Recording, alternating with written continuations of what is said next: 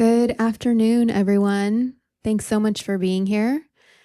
We're excited to present a talk by Eleanor Mount, Third-Party Risk Management, SOC 2s, Security Questionnaires, and Psychosis. For the Slido, please reference either the QR code or BSidesSF.org/Q&A, selecting Theater 9. All right, can everyone hear me? All right, welcome to Third-Party Risk Management, SOC 2 Security Questionnaires, and Psychosis. I'm Eleanor, first-time speaker, so excited to be here. Quick poll, how many people here support like a GRC function? Okay, security engineering? Any legal? Couple? Okay, anyone else that's just like here for a good time? Okay. Great. Well, yeah, just a little bit about me. I am a GRC professional. I'm based here in San Francisco, currently a security risk and compliance manager at Asana. Obviously, quick disclaimer that opinions are mine. This is not legal advice or anything, but happy to be representing GRC at BSides this year. So enough about me. We are actually going to start by talking about Sonia Morgan. So Sonia Morgan is most famously known for being a cast member of The Real Housewives of New York City. Her surname Morgan comes from her ex-husband, who was an heir to the J.P. Morgan Chase throne. And there's kind of sort of this running joke on the show where Sonia has a lot of people that work for her. There's a lot of people that are on her payroll, but like no one really knows who they are or what they do. So for example, she has a facialist that she keeps on her payroll. She has a lot of interns that kind of circle in and out very frequently. Here's some more interns. There's her psychic, who is also on her payroll, Montgomery Frazier, her image guru. But like, what is Sonia? Why is she paying all of these people? She's an international fashion lifestyle brand. She's an artist. Like, what's going on? Unfortunately, having this many people on her payroll does not end well for Sonia, and she files bankruptcy, Chapter 11, because she has so many interns. So kind of the lesson and the takeaway here is that maybe if Sonia had some sort of third-party risk management, she would not have duplicative people that do the same thing.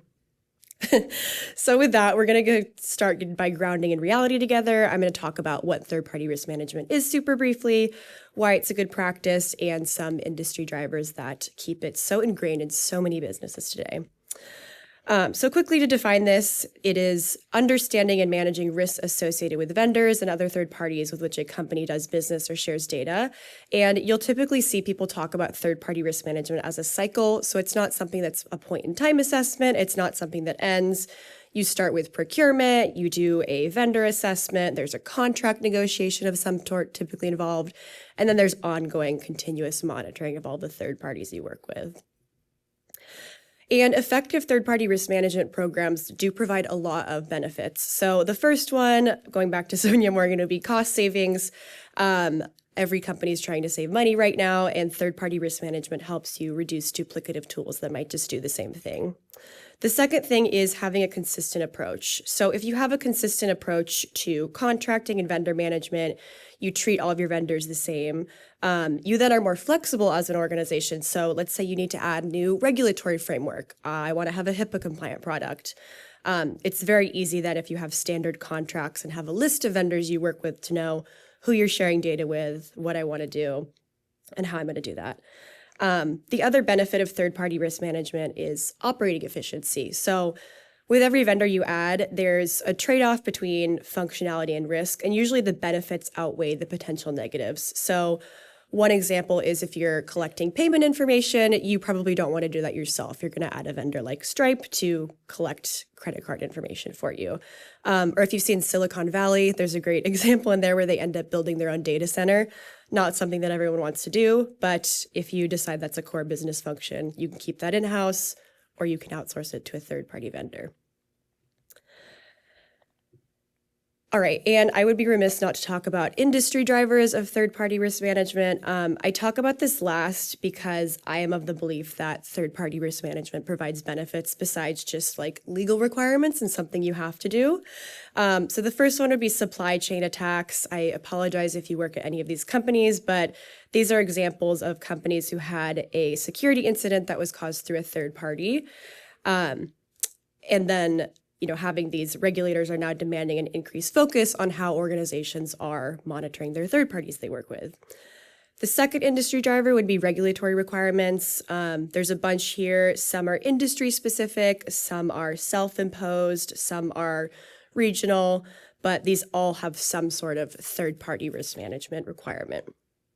And the third one would be customer requirements. So if you're a B2B organization, you might have a bank you work with, or you might be trying to sell to the government. Again, HIPAA, if you're selling to a hospital or something, or working with them or collecting PHI, you are required to meet certain requirements. All right, so now we're going to get into the fun part, which is the bad and the ugly. And there's a lot of self-imposed problems in the third-party risk management space.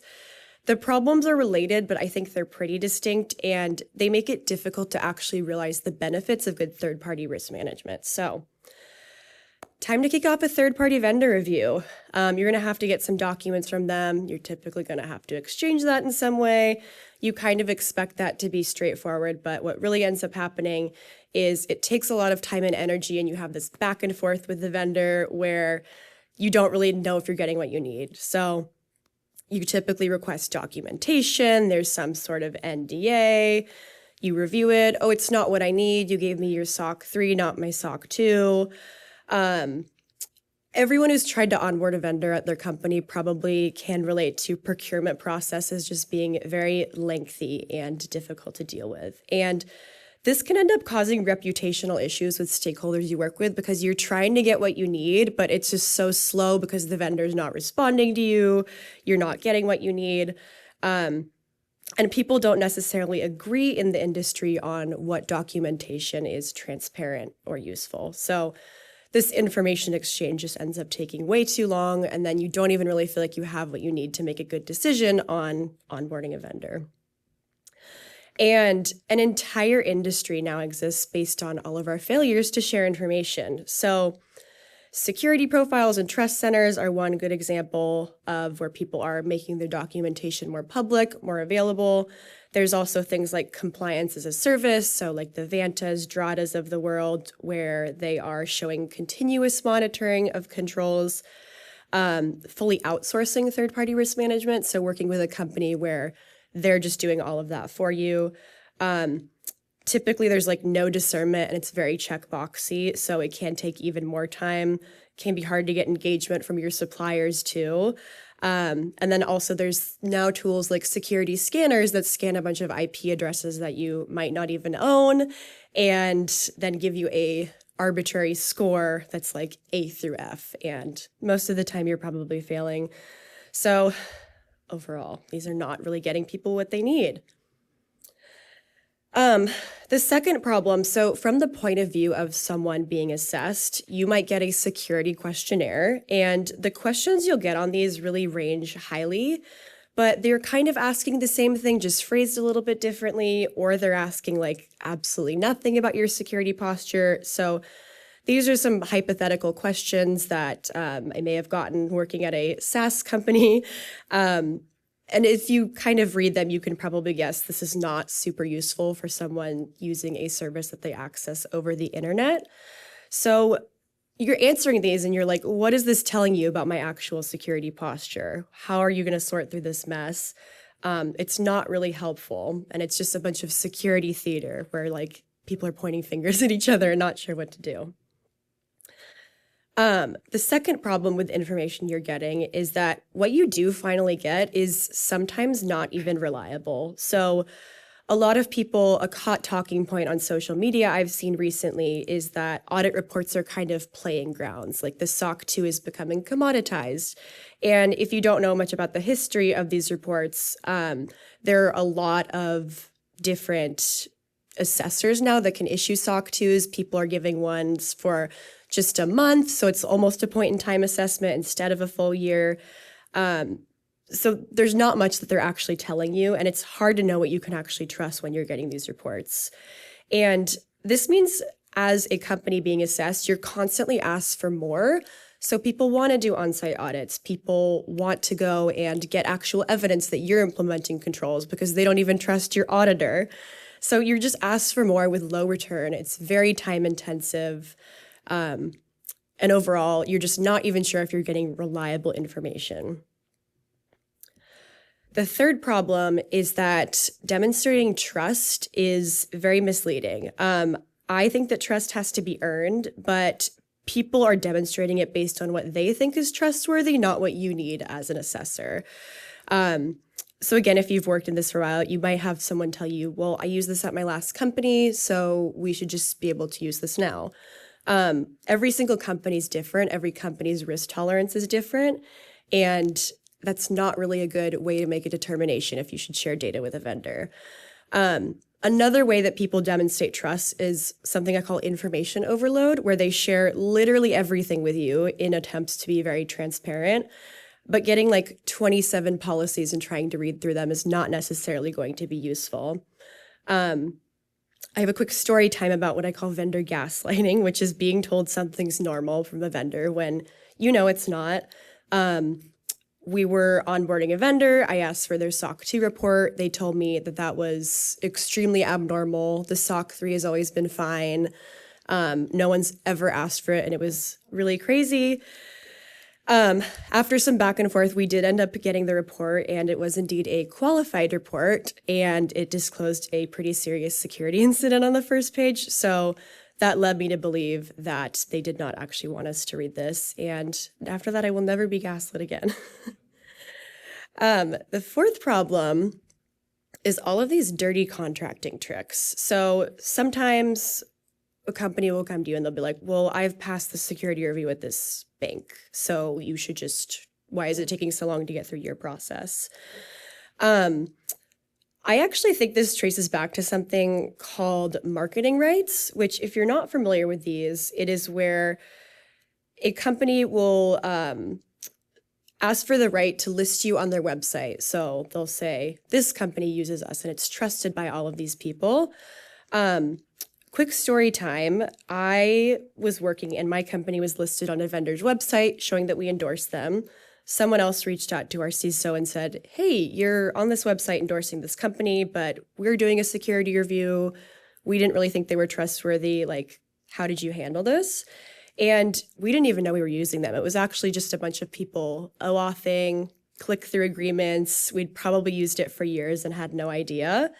But because there were marketing rights in whatever click-through agreement someone agreed to years ago, we were listed on their website. So we did get taken off, but overall, when you see logos, it's not necessarily something you should trust. Audit rights too. So you generally want to be able to audit a company once a year or after a security incident, but security incidents can have different definitions. So that's not even something you're always prepared to defend against. I've had a vendor once reference terms in their standard contract, but our contract was different than their standard, so it's always good to just check the contract because there's a bunch of dirty tricks people can play. All right, so that all being said, what can you actually do? So we've talked about the ugly parts of this. How do you actually sort through this mess? How do you take ownership? Not just going to complain without giving you solutions. The first thing I would recommend is embedding third-party risk management in other business processes and then making your assessment a starting point for other ones. So typically you'll have some procurement thing that kicks off with budgeting. Third-party risk management should be deeply embedded in that and any risk-based monitoring you're going to do. And then you can also make it a jumping off point for other internal processes. So if you're integrating things with Okta, if you have a security design review, data mapping, this can solve the problem of third-party risk management being its own separate process where people get angry, they don't know they have to do an assessment. Just have it embedded in these and you'll be much more effective in the long term. The second thing you can do is track and share metrics to drive continuous improvement. So you can't manage what you're not measuring. And if you're able to build a good reputation internally, I found you can influence stakeholders to come to you early on in their evaluation process so you can help set the direction they want to go with a vendor. A common issue I think we've all heard is that your security review is taking so long, going back to the information exchange taking a long time. So what I found useful is track metrics about what exactly in the process is taking so long and be transparent, regularly report on them. So it might be that you're waiting for information from a vendor for like 6 weeks every single time, and it's not you ignoring it and not doing the work.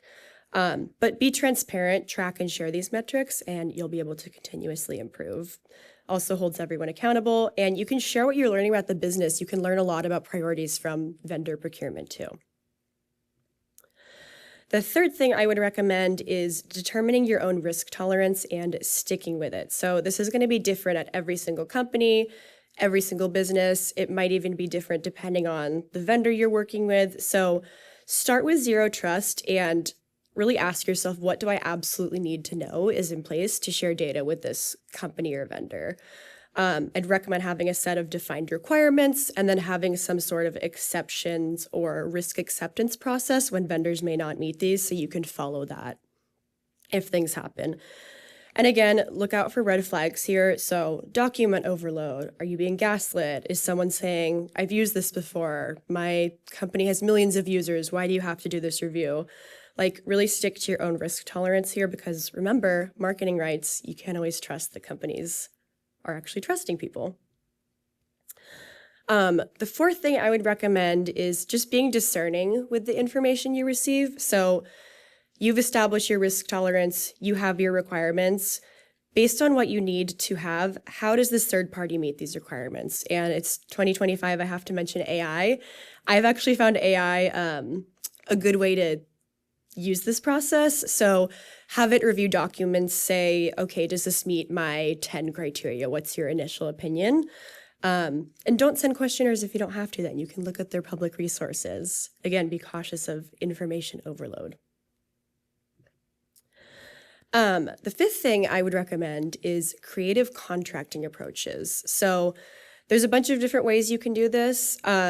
And this kind of lifts off some of the need to validate that a lot of controls are in place because a third party is able to contractually agree to the requirements you have. So the first one is just having a generic security addendum, having a list of broad requirements that can apply to most, if not all, third parties, and this should meet what you would yourself commit to as a company. Some examples of this, there's the MVSP, which is publicly available. It's a list of very minimum viable secure product requirements. You can take that or put it into a contract of some kind. And most SaaS companies might have a vendor security addendum online you can read for inspiration. The second one is situation-specific security addendums. So maybe you have a different one for contractors that are using a laptop, for AI services. This can be based on access to data. You can make different ones for higher risk vendors, or even the services that they're providing. And the third one, which is a little bit more creative, is contract-based risk transfer or reduction. So let's say a third party is responsible for enabling a specific feature. You can actually you have to do a little bit of wiggle room, so this is very context specific, but if you have a customer take on some responsibility for enabling these features with the third party, that can transfer some of the risk away from you as the organization. And if you're like, Eleanor, I work at a 10-person startup, I have no leverage at all, I don't have a lawyer I can work with, I would just identify what your ideal contractual requirements are and track them across vendors in some way. So again, you can use AI to try to read through these things, but that's a way you can transfer some risk here. So that's pretty much it. In conclusion, don't let vendors pull your leg. Start with zero trust. You can laugh, it's funny, yeah. Develop your own risk tolerance. Don't fall for distasteful tactics, so information overload, don't be gaslit. Review contracts and terms of service. This is something you can apply in your everyday personal life too. I have friends that are planning weddings and they might want to read contracts to look for marketing rights so that their pictures aren't plastered everywhere. Take ownership over your program, and remember, we're all responsible for making this space better, so don't send questionnaires if you don't have to. That's it. So thank you. You can connect with me on LinkedIn. It's just my name. It's also linked in my speaker bio.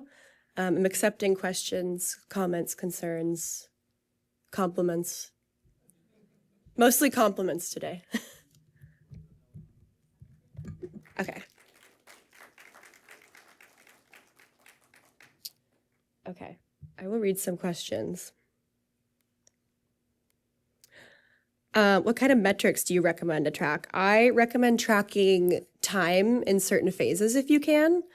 You can also track like number of high-risk vendors, what kind of requirements they're agreeing to, if they've agreed to your security addendum, if they've agreed to one with like edits. So those kind of metrics I think are useful to track. Let's see what else. Do you feel that TPRM can and should make the go, no decision for the business? Ground your response using an example from Vanderpump Rules. Love that. I think you can serve as guardrails, but not gatekeepers. So you can inform the business, okay, here's the decision that I would make. Here are the risks that you are taking on through onboarding this vendor. And sometimes that's going to be like a hard no, but sometimes it might be a business risk-based decision. So it depends. I do feel like TPRM should influence them strongly and they should trust you because that's your job.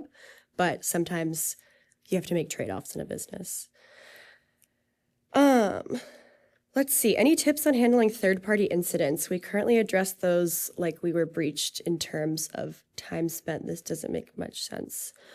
I think this is something you'd want to look at the contract with the third party to handle. So it's gonna, again, be really situation specific, but probably end up doing some sort of assessment with the vendor.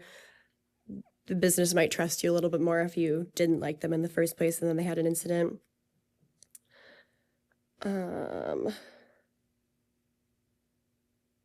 Let's see. What are the differences between the default legal approach and the ideal legal roadmap for vendor risk mitigation? I have to read that question a couple times. I would say this is probably a contract question. Go Security Theater, thumbs up. What's your solution for understanding what's each vendor access to my systems? This is the biggest pain point for us. That's something you'll want to do in the initial assessment. So the vendor might have like online documentation about how they're going to access your systems. But that's something you'll want to get in the initial intake, working with the business owner to determine how they're going to integrate with your systems. How can you track the business use of a vendor over time? During initial assessment, their scope was X. 1 year later, it's XYZ. Do you have to wait for the annual reassessment for figuring that out? Great question, and this happens a lot. So I would work with your business stakeholders and make sure you have a process for scope increase, reassessment, and make it very clear that if you're sharing new data or using a vendor in a different way, you do have to do a reassessment. Who's my favorite housewife? I love New York City. If y'all didn't notice the theme, that was my theme. Let's see. How do you manage ongoing vendor reassessment, such as implementing new risky AI features? Again, I think we kind of touched on that a little bit, but just making it very clear with your business stakeholders that if there's changes to scope, we have some like checks and balances. So for example, if folks want to add a new integration with a third-party tool, there's like an additional verification with the security team that that integration's been reviewed.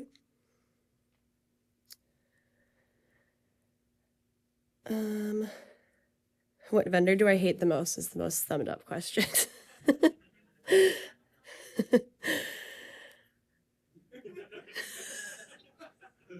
You can talk to me after and I'll tell you. How would you approach business units who want security analysts to assess the security risks of a supplier's contract language? I think that's a great opportunity to work with a business unit if they're asking for your opinion of the supplier's contract language. Again, work with a lawyer or someone that can actually read the contract. But it sounds like a good opportunity to work with them and give your opinion. How do you go about backdating vendors you have already been using and getting them to fill out third-party risk assessments after you have a contract in place? Great question. I try to leverage like public-facing resources as much as possible because, again, we don't want to be sending questionnaires if we don't need to. But just trying to leverage public things as much as possible. And then if you can't, you can still do like a retroactive review. Maybe there's a contract renewal coming up or some sort of like leverage you can take there. But that's a great question. Do you audit your vendors and third parties? If so, how? Yes, we do. What are your what are your thoughts on fully using AI to assess third-party vendors? For example, feeding all the reports into an AI system to generate a risk assessment and using AI to respond to security questionnaires. I think this is kind of just the direction that the world is going. So I've found it useful to have AI do like an initial assessment of documentation and then make sure there's a human in the loop to actually review all of that. But just for like reading through all of the information overload, responding to security questionnaires, it's very useful. What's your opinion of using Gen AI for processing attachments provided by vendors? I feel like I just answered that. Let's see. What tools do I recommend for security posture ratings of third parties? I have used Asana actually, and it's worked great. That's not a plug. I knew worked there, but we have used that. I've used Wistic before too, and that was useful. But really, this is going to depend on the business. I think whatever will help you get the most engagement with your stakeholders is going to be the best answer. So if no one wants to log into this random new tool, it's probably not going to work. Try to leverage things that are already in place and then track them in a way that's useful for your team. My favorite LLM to help with reviews. I have used the LLM features in Asana. Again, this is just what I've used, not a plug, but they are ChatGPT and Claude. How do you understand the environments if you don't obtain questionnaires? You can read a system description in a SOC 2 report or something like that. You can read public documentation from a vendor. If there's like an integration or some sort of setup, try to talk to the team that you're working with that's onboarding them and understand how they plan to use them. A questionnaire is just like a different way to gather that information, right? So whatever works for you best. Isn't using Gen AI a violation of vendor NDAs? Depends.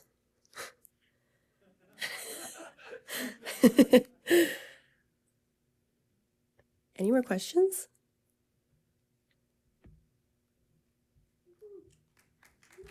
All right. Thank you. Thank you so much, Eleanor.